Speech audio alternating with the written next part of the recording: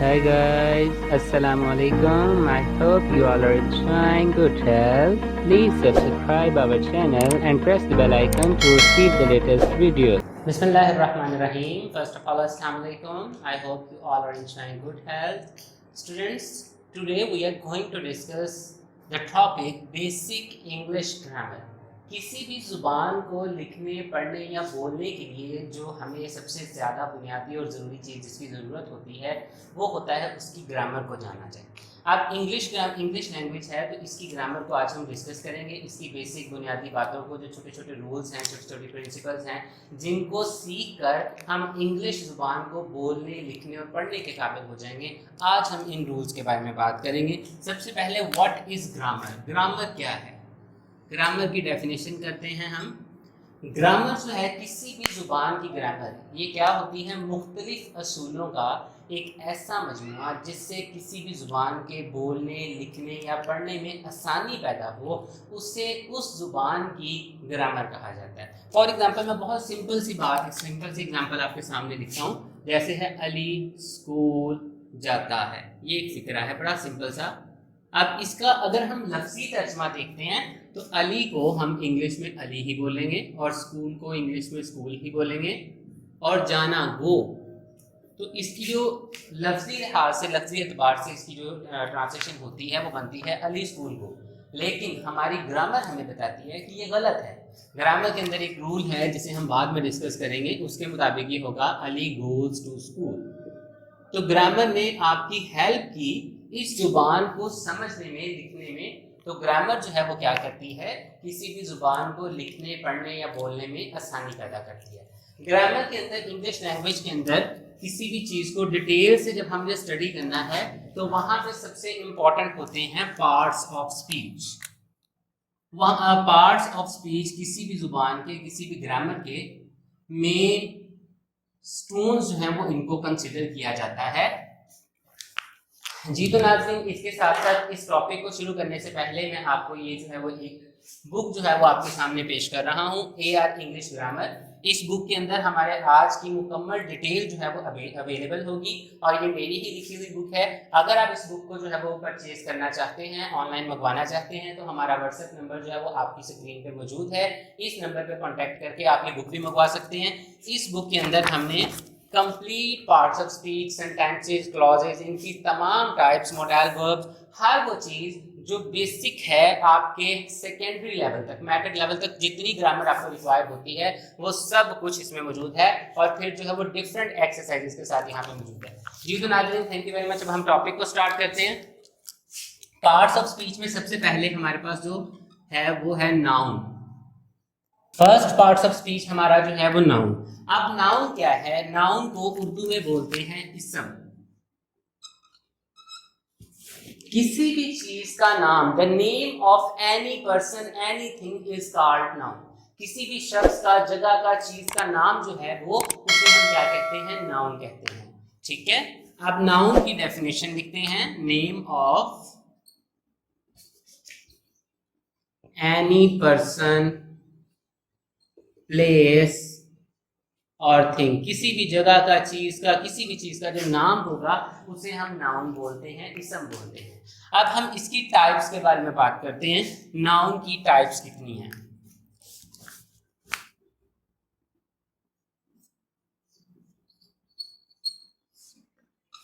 First type हमारे पास noun की जो है वो है प्रॉपर नाउन। प्रॉपर नाउन को उर्दू में इसमें मुआरिफा बोला जाता है। मुआरिफा का लफ्ज अरबी जुबान के लफ्ज मारिफत से निकाला गया है, जिसका मतलब है जान पहचान। तो इंग्लिश के अंदर किसी भी ऐसी शख्स, जगह या चीज का नाम जो आपके सामने लिया जाए और आपको फौरन किसी की शिनाख्त हो जाए, किसी की आइडेंटिफिकेशन हो जाए, तो उसे हम कहते हैं प्रॉपर नाउन। फॉर एग्जाम्पल मैं आपके सामने कहता हूं कायदे आजम।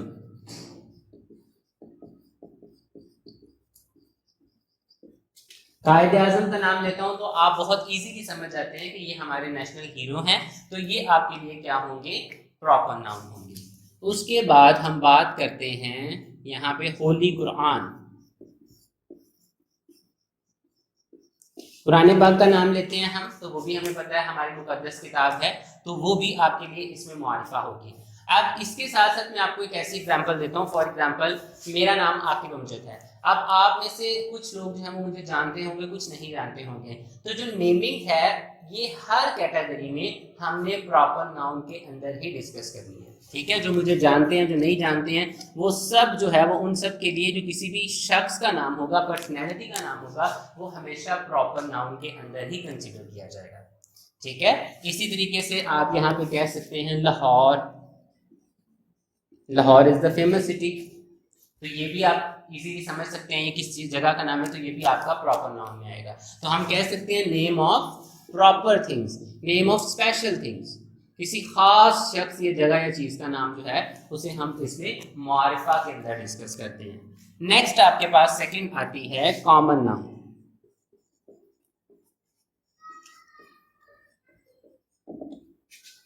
कॉमन नाउन, कॉमन नाउन जो है ये क्या है, इसमें नकरा, किसी आम शख्स जगह या चीज का नाम, इसे हम कॉमन नाउन कहते हैं।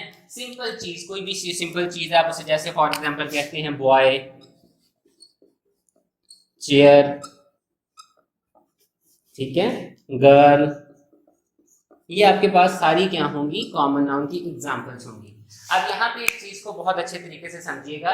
जैसा कि मैं बात करता हूँ, फॉर एग्जांपल हम एक स्कूल में बाहर बैठे हैं, स्कूल में ऑफिस के अंदर प्रिंसिपल की एक चेयर है, वो एक स्पेसिफिक चेयर है कि फलां जगह पे स्पेसिफिक चेयर पड़ी है। तो अगर हम सिंपल बच्चे को बोलते हैं जी आप चेयर उठा के लाएं, अब चेयर से वो चीज उसको आइडेंटिफाई नहीं होती किस चेयर की बात है, तो then that is common noun.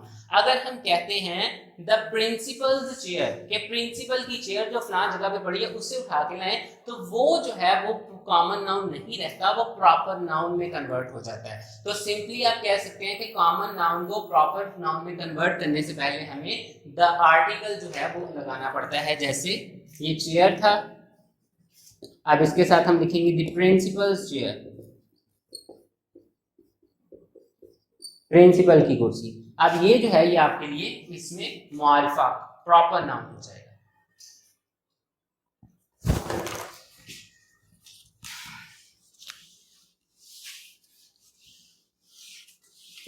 Next third आता है आपके पास एब्स्ट्रैक्ट नाउन।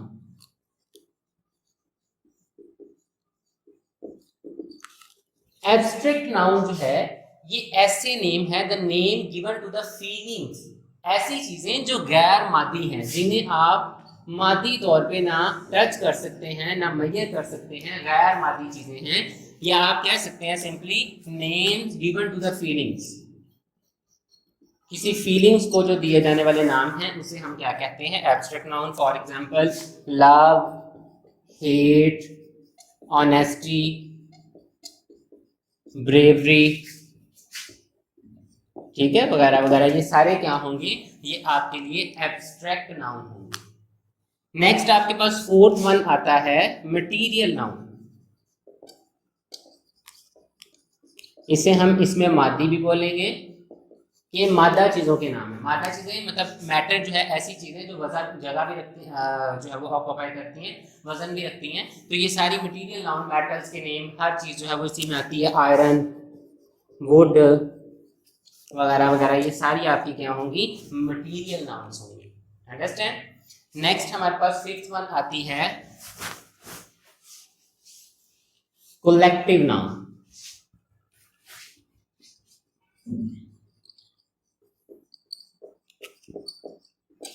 कलेक्टिव नाउन क्या होगा, कलेक्टिव नाउन आपके पास क्या होगा कि एक सिंगल वर्ड है, वो किसी बड़े मजमूए को रिप्रेजेंट कर रहा है, किसी बड़े जो है वो क्राउड को रिप्रेजेंट कर रहा है, उसे हम जो है वो कलेक्टिव नाउन बोलते हैं। जैसे हम कहते हैं आर्मी, अब आर्मी एक चीज का नाम नहीं, एक बहुत बड़े मजमूए का नाम है। इसी तरीके से हम कहते हैं क्लास, ऑडियंस, क्राउड, ये तमाम क्या है, कलेक्टिव नाउन है, जो किस मकसद के लिए इस्तेमाल हो रही है, किसी मजमूए को, किसी कलेक्शन को शो कर रहे हैं, ठीक है। नेक्स्ट है आपके पास कंपाउंड।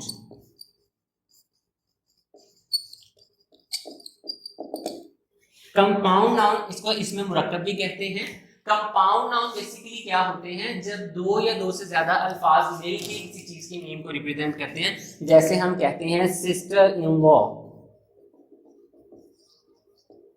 ठीक है, क्लासरूम, क्लासमेट, एड फेलो, ठीक है। तो ये क्या है, ये कंपाउंड नाउन्स हैं जो मजमूए को रिप्रेजेंट कर रहे हैं, जो मुख्तलिफ दोस्त या दो से ज्यादा अल्फाज मिलके किसी चीज को रिप्रेजेंट कर रहे हैं। अंडरस्टैंड। अब नेक्स्ट बात करते हैं इसकी क्वांटिटी के हिसाब से नाउन की हमारे पास कितनी टाइप्स आती हैं। क्वांटिटी की बेस पे हमारे पास दो तरह की हैं, सिंगुलर और प्लूरल, जिसको आप वाहद और जमा कहते हैं। ये आपकी वाहद फॉर्म है, ये आपकी जमा फॉर्म, ठीक है। अब इसी बेस पे हम जो है वो बात करते हैं रेगुलर और irregular noun, regular irregular noun. Regular noun क्या होगा, फॉर एग्जांपल इसकी मैं एग्जांपल आपको इस तरीके से देता हूं। जैसे हम कहते हैं बॉय, इसकी प्लूरल फॉर्म होगी बॉयज, ठीक है। यहां पे हम कहते हैं मैन और इसकी प्लूरल फॉर्म होगी मैन। अब ये जो आप जमा बना रहे हैं, प्लूरल बना रहे हैं, वो किसी पैटर्न के हिसाब से है, एस से एस का इजाफा करके उसको आप जमा बना रहे हैं, तो ये नाउन जो होंगे रेगुलर नाउन। लेकिन ऐसे नाउन जिनको प्लूरल बनाने के लिए कोई स्पेसिफिक रूल नहीं है, जैसे ये मैन है तो इसकी मैन प्लूरल बन रही है, अब यहाँ पे कोई रूल जो है वो फॉलो नहीं हो रहा, तो इसे हम कहते हैं इर्रेगुलर नाउन। अंडरस्टैंड। तो नाज़रीन, ये था हमारा नाउन का टॉपिक, ये हमारा फर्स्ट पार्ट ऑफ स्पीच था। अब हम सेकंड पार्ट ऑफ स्पीच जो है, हमारा सेकंड पार्ट ऑफ स्पीच जो है उसको डिस्कस करते हैं, that is pronoun.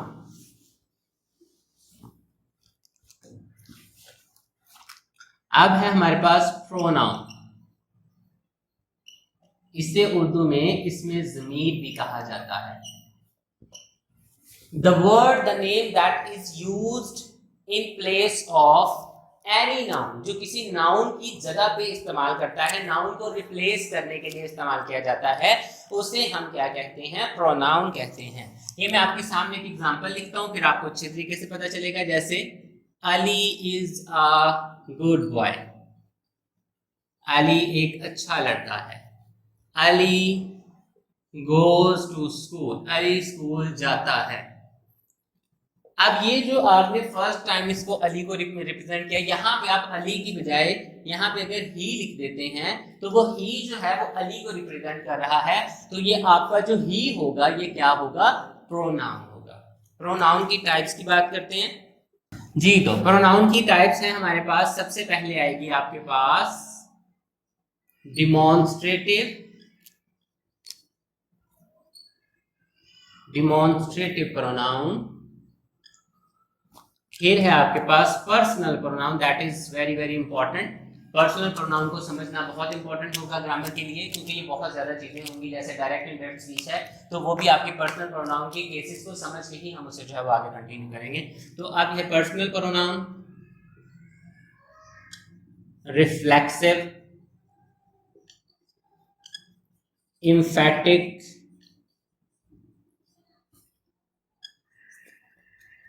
interrogative,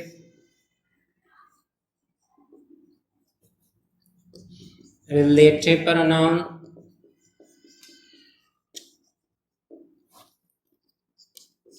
distributive,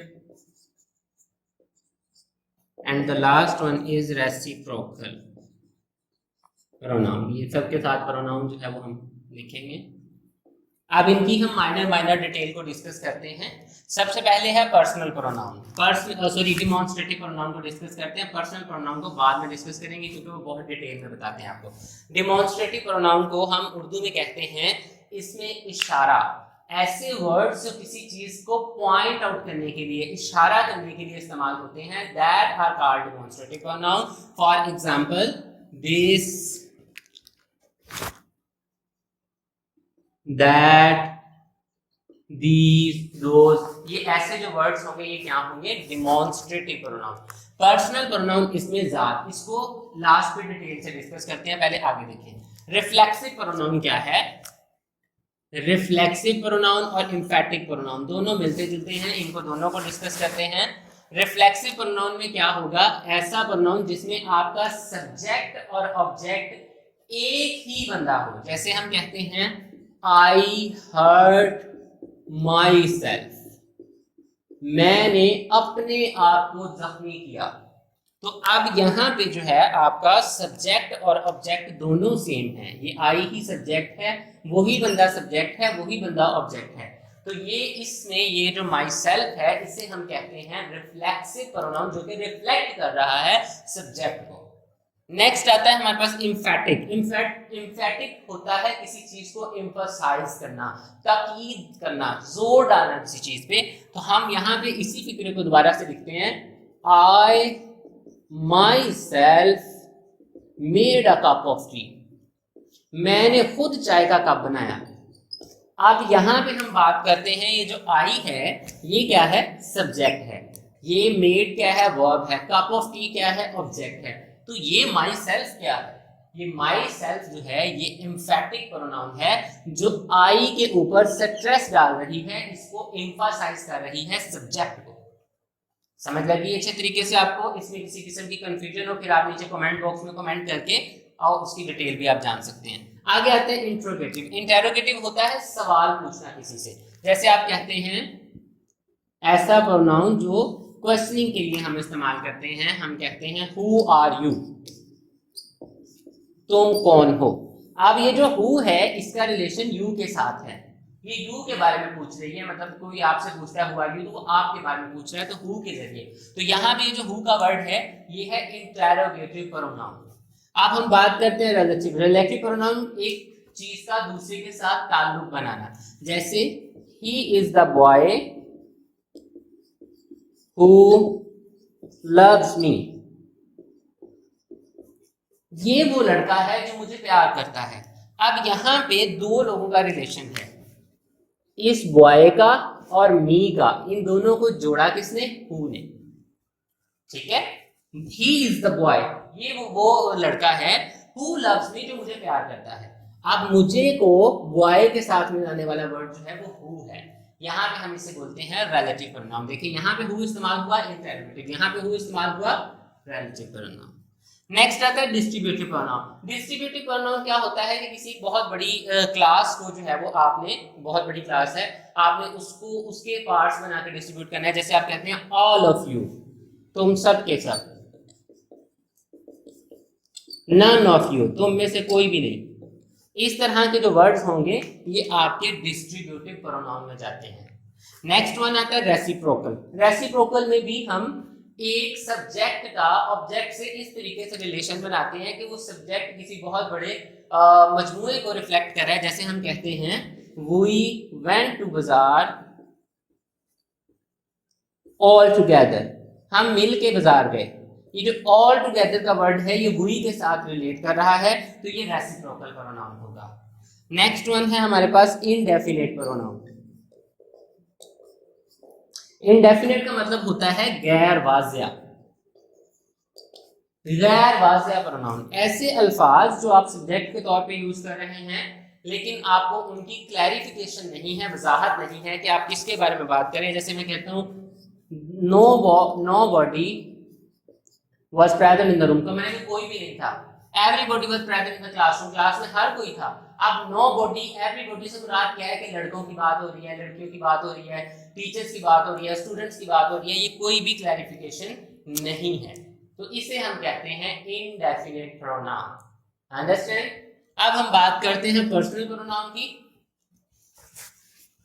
अब हम बात कर रहे थे पर्सनल प्रोनाउन की, जो मैंने पहले भी डिस्कस किया कि जब हम कन्वर्जन्स पढ़ते हैं डायरेक्ट स्पीच को इनडायरेक्ट स्पीच में कन्वर्ट करना या एक्टिव स्पीच को पैसिव में, तो वहाँ पे आपके पर्सनल प्रोनाउन के ये केसेस जो हैं ये बहुत यूजफुल होते हैं। इन्हें अच्छे तरीके से तवज्जो से समझिएगा, ठीक है। और इसकी डिटेल आप जानना चाहते हैं तो वो हमारी इस बुक के अंदर अवेलेबल है। ये अगर आप बुक मंगवाना चाहते हैं तो हमारे व्हाट्सएप के नंबर पे जो कि स्क्रीन पे दिया गया है इस पे आप मैसेज करें, कॉन्टैक्ट करें, आपको ये बुक भी जो है वो मिल जाएगी।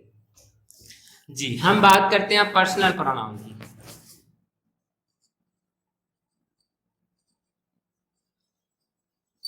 इसमें जात, personal pronoun the names words that are used for personalities, जो कि हम पर्सन्स के लिए इस्तेमाल करते हैं, जैसे मैं है, मैं के लिए हम आई इस्तेमाल करते हैं, वी के लिए हम के लिए वी इस्तेमाल करते हैं, तो ये आपकी पर्सनल प्रोनाउंस होगी। अब इसके 3 केसेस होंगे जो आपने अच्छे तरीके से समझने हैं।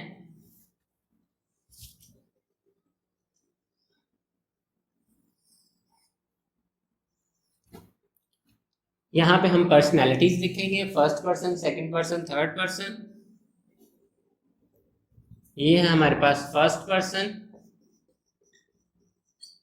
यहाँ आएगा सेकंड पर्सन और ये होंगे थर्ड पर्सन। अब फर्स्ट पर्सन किसे कहते हैं? फर्स्ट पर्सन कहते हैं बात करने वाले को, जो कि स्पीकर है, जो आपसे बात कर रहा है, उसे फर्स्ट पर्सन कहते हैं। ठीक है, बात करने वाला।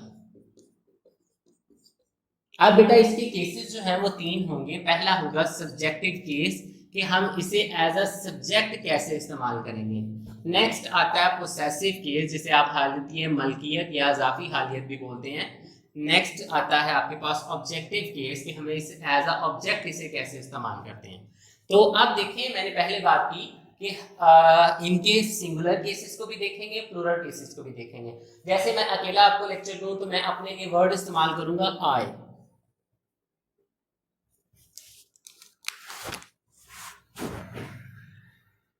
अपने लिए मैं क्या इस्तेमाल करूंगा? लफ्ज आई।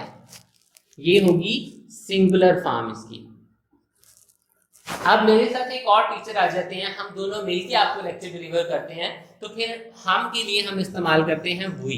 तो इसकी जो प्लूरल फॉर्म होगी वो क्या होगी? वी। अब देखिए, मैं काम करता हूं, आई वर्क या आई डू वर्क, दोनों कैटेगरीज ठीक हैं। मैं अपना काम करता हूं, आई डू माई वर्क। अब यहाँ पे जो माई है ये आप मलकियत को शो करते हैं, माई या माइन, ये आप हालत इजाफी या हालत मलकियत को रिप्रेजेंट करती हैं। और इसकी ऑब्जेक्ट, जैसे अली ने मुझे मारा, अली बीटेड मी, अली ने मुझे मारा। ठीक है, मुझे जो है उसके लिए आपने मी इस्तेमाल किया। ठीक है, इसी तरीके से वी के लिए आएगा आवर और देन अस। जैसे हम काम करते हैं, वो डू वर्क, हम अपना काम करते हैं, we do our work. Our का वर्ड जो है, अब ये एक इजाफी हालियत है जो मलकियत रिप्रेजेंट कर रही है वी की। ठीक है, अली हमें मारता है, अली बीट्स अस, तो अस जो है वो आपकी ऑब्जेक्टिव केस होगी। अब सेकंड पर्सन होता है जिससे बात की जाए।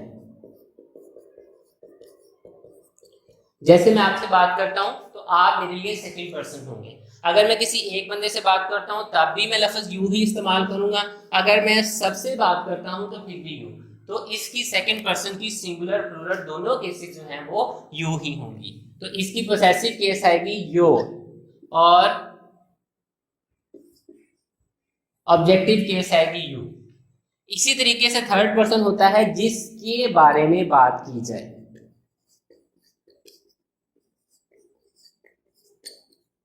अगर आप किसी लड़के के बारे में बात कर रहे हैं तो उसके लिए आप इस्तेमाल करते हैं ही, एक लड़का है।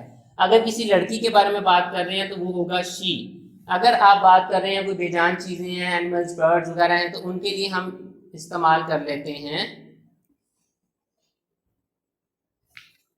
बेजान चीजें, इट। अब इसी तरीके से कोई इनडेफिनेट चीज है, गैर वाज़िह चीज है, तो उसके लिए हम वर्ड वन भी लिख लेते हैं।